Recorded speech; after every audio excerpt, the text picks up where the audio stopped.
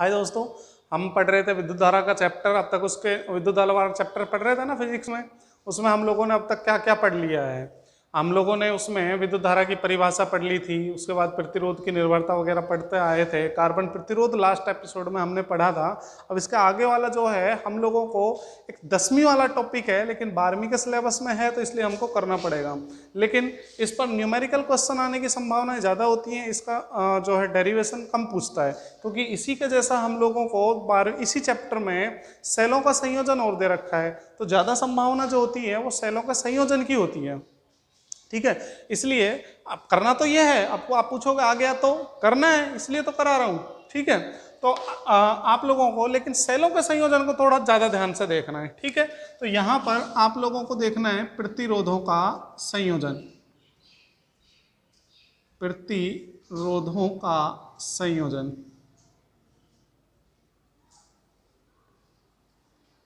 प्रतिरोधों का संयोजन। ठीक है, जब दो या दो से अधिक प्रतिरोधों को एक दूसरे के साथ संयोजित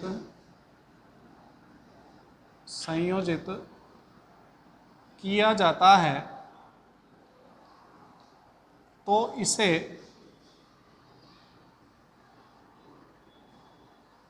प्रतिरोधों का संयोजन कहते हैं। ठीक है, तो इसे प्रतिरोधों का संयोजन कहते हैं। अब संयोजन दो प्रकार का होता है। यह दो प्रकार का होता है। अब ये बात नहीं है कि केवल दो प्रकार का होता है, और बहुत सारे तरीके से जोड़ सकते हैं, लेकिन मुख्य रूप से हम कितने मानकर चलते हैं, दो वाला लेकर चलते हैं। तो पहला पढ़ते हैं हम श्रेणी क्रम संयोजन। श्रेणी क्रम संयोजन।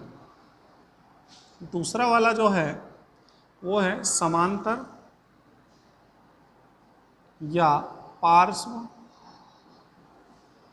क्रम संयोजन। ठीक है, क्या बोला, जब दो या दो से अधिक प्रतिरोधों को एक साथ एक दूसरे के साथ संयोजित किया जाता है तो इसे क्या बोलते हैं, प्रतिरोधों का संयोजन कहते हैं। ये दो प्रकार का होता है, श्रेणी क्रम संयोजन और समांतर क्रम संयोजन। ठीक है, आप स्क्रीनशॉट ले लीजिए। ठीक है भैया, अब अपन आगे बढ़ते हैं।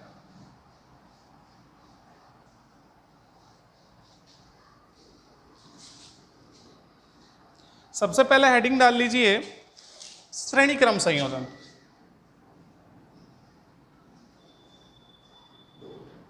श्रेणी क्रम संयोजन,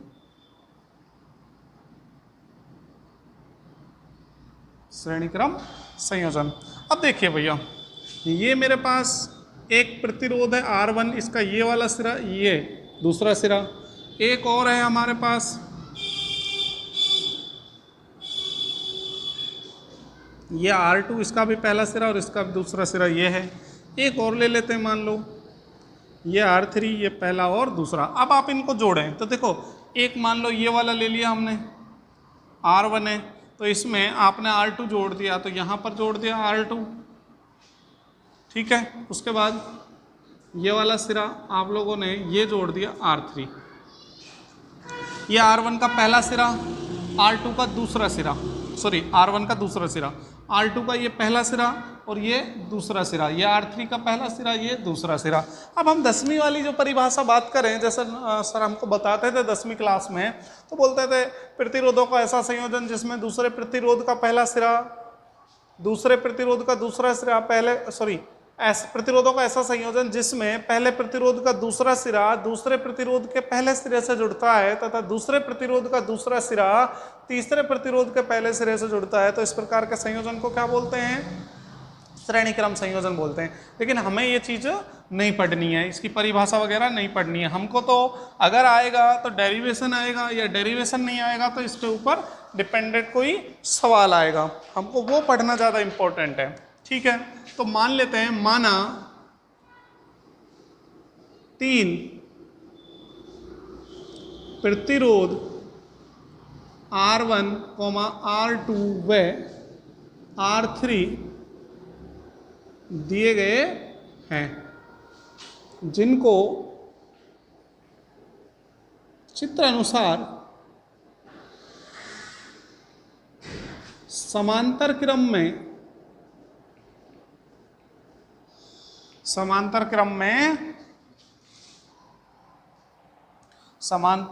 में संयोजित किया गया है।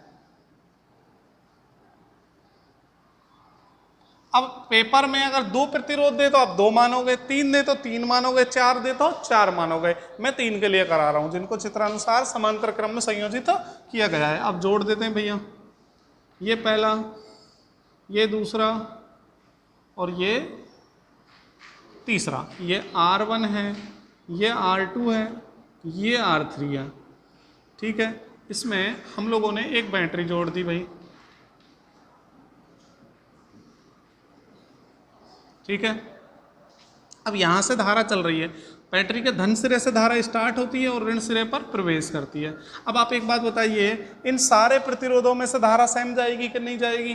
ठीक है, क्या होता है, श्रेणी क्रम संयोजन में प्रत्येक प्रतिरोध से गुजरने वाली धारा का मान तो क्या होता है, समान होता है। अगर इस बैटरी का आप विद्युत वाहक बल, अभी मैं आपको नेक्स्ट इसी में पढ़ाने वाला हूँ, विद्युत वाहक बल क्या होता है, वोल्टता क्या होती है, लेकिन अभी आप लोग ये मान लीजिए कि इसकी जो वोल्टता है वो V है, या ऐसा बोल सकते हैं बैटरी की पावर क्या है, V है, या बैटरी का कुल विभवांतर कितना उत्पन्न हो सकता है, V।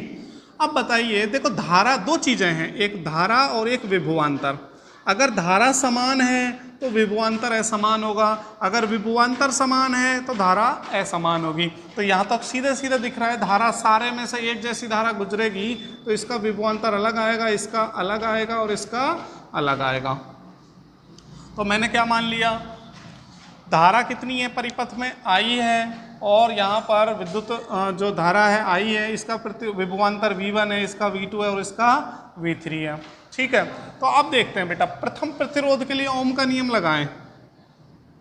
प्रथम प्रतिरोध के लिए लगाते हैं बेटा, V बराबर में IR होता है कि नहीं होता, लेकिन V1 है तो यहाँ पर R1 आ जाएगा क्योंकि धारा तो सब में सेम है। ठीक है, तो यहां से अच्छा वो चीज निकालते हैं जो अलग है। यहां पर क्या है, धारा अलग है या विभवांतर अलग है? यहाँ पर विभवांतर अलग है, इसलिए मैंने विभवांतर निकाला है ना। तो इसी प्रकार अगर आप पहले के हिसाब से दूसरे के लिए लगाएं तो V2 बराबर में IR2 आएगा कि नहीं आएगा, और V3 बराबर में IR3 आएगा कि नहीं आएगा। ठीक है, परंतु ये तो आपको पता ही है, परंतु आपको पता है कि जो V है ना, ये V1, V2, V3 किसकी वजह से आए हैं, ये आए हैं इस बैटरी की वजह से। तो इन सभी का जो है संयोजन किसके बराबर आएगा, बैटरी के विद्युत वाहक बल या विद्युत वोल्टता के बराबर आएगा। ठीक है, तो यहाँ पर मैं हिंदी में नहीं लिख रहा हूं, मैं अगर चाहूं तो ऐसे भी लिख सकते थे कि श्रेणी क्रम में जुड़े हुए सभी प्रतिरोधों के सिरों पर उत्पन्न विभवांतर का योग बैटरी की वोल्टता के बराबर आता है। लेकिन ये सीधा लिख सकते हैं ना, तो V बराबर में, या ऐसा लिख सकते हैं V बराबर में V1 प्लस V2 प्लस का V3।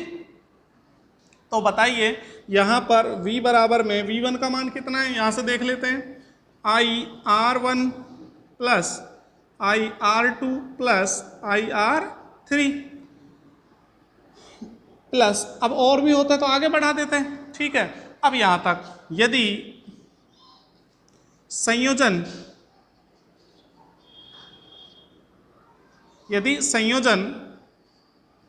का तुल्य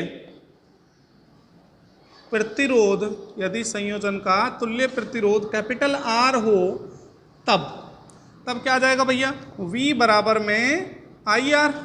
ठीक, तो अतः आप लोग क्या लिख सकते हो, यहाँ पर V बराबर में IR, V का मान कितना लिख सकते हो, IR बराबर में IR1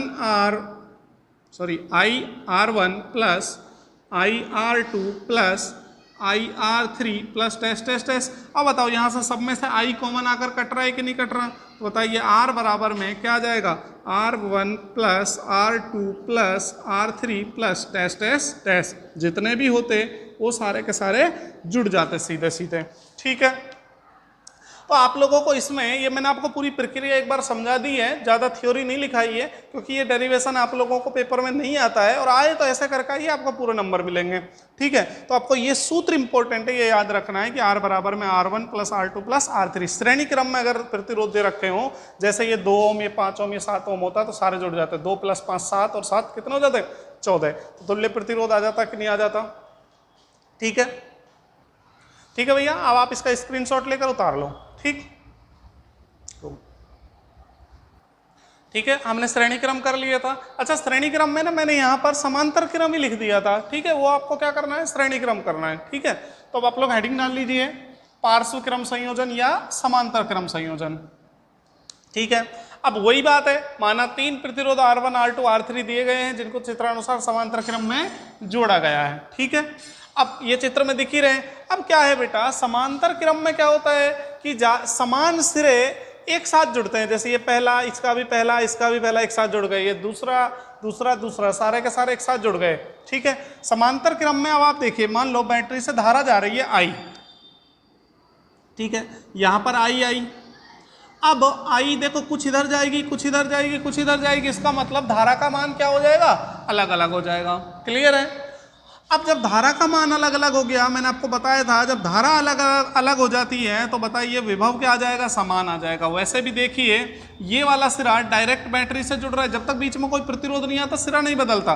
तो ये वाला सीधा यहाँ जुड़ रहा है, इसका ये वाला सीधा यहाँ जुड़ रहा है, तो ऐसे ही दूसरे का भी और तीसरे का भी। तो इसका मतलब समांतर क्रम में या पार्श्व क्रम में विभवांतर क्या रहेगा, सेम रहेगा। ठीक है, अब फिर से देखते हैं बेटा, प्रथम प्रतिरोध के लिए बताइए, ओम का नियम लगाएं तो V बराबर में होता है IR, तो यहाँ पर I1 और R1, लेकिन मैंने बोला है कि जो अलग चीज होती है ना वो निकालते हैं। तो बताओ I1 बराबर में V अपॉन में क्या आ जाएगा, R1। इसी प्रकार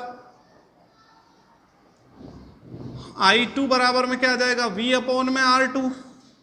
I3 बराबर में कितना आ जाएगा, V अपॉन में R3। ठीक है, अब एक चीज और है, परंतु वही उसी पैटर्न पर हम करते हैं। परंतु अब देखिए, ये I जो जा रहा है, ये I1 I2 और I3 I में से ही तो बने ना। इसका मतलब हम लोग क्या लिख सकते हैं, यहाँ पर I बराबर में I1 प्लस I2 प्लस जो है I3 लिख सकता हूँ, नहीं लिख सकता? तो बताइए I बराबर में कितना आ जाएगा बेटा, V अपॉन में R1 प्लस में V अपॉन में R2 प्लस में V अपॉन में R3।